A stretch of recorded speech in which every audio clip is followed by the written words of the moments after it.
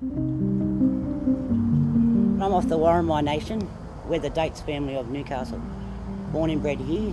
We go back to the early 1800s and we were taught by my dad how to work this creek, what to get out of it, how to fish, make crab pots, make nets, and we still do it to this day.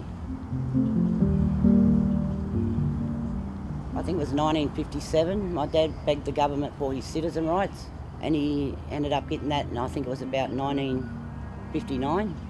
They left Kurua because he begged the government and he got his rights to live the life of a white man, and he brought us all down here to Carrington. And he worked for the Hunter Water Board for over 30 years.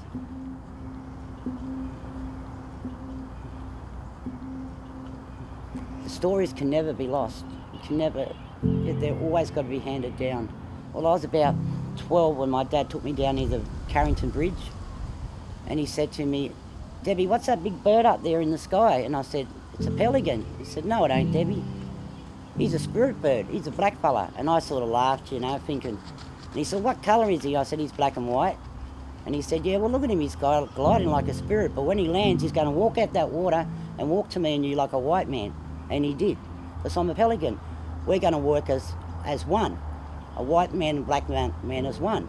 So what we do today, we'll do it all together. Reconciliation. Well, I grew up with a lot of racism.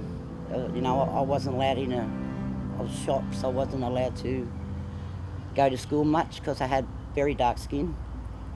So yeah, it's very, very important. That's why I'm a strong believer in reconciliation, as it goes back to the pelican, as one. We're all as one.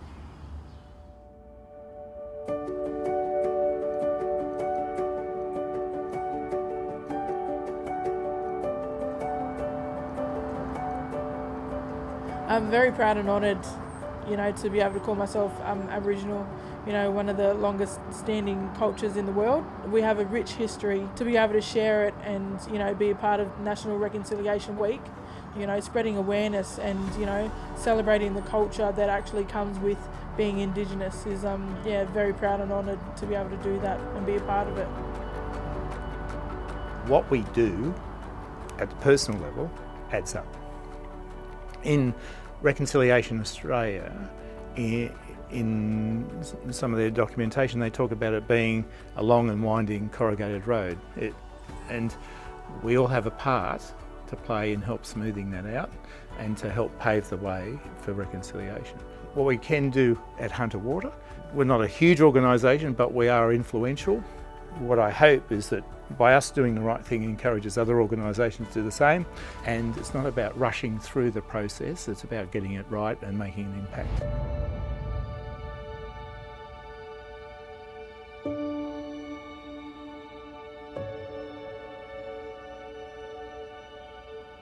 This is really a core objective in terms of the diversity and inclusion strategy, and one of the main things that we've initiated is the Reconciliation Action Plan, the RAP. It means a great deal to me to be part of the RAP working group. I sort of feel that it gives me a voice to be able to raise ideas and be able to, not only raise ideas and see perspective of what other people think, but to also see what others have to bring to the table. It's great to be part of a community where I feel that we're all here to make a positive difference, and that's really the key to creating a great group. I'm proud to be part of it. So I'm fairly new to Hunter Water, and when I joined, I just leapt at the opportunity to join the RAP working group because it's something that's really important to me. As members of the RAP working group, we are putting our hand up to deliver different parts of that Reconciliation Action Plan. I've got a particular interest in language, so I've put my hand up to be involved in some of the language projects that we're working on. For example, translating some place names into local language and also finding names in local language to use within the organisation. In this together is really around recognising that everybody does have a role to play in reconciliation.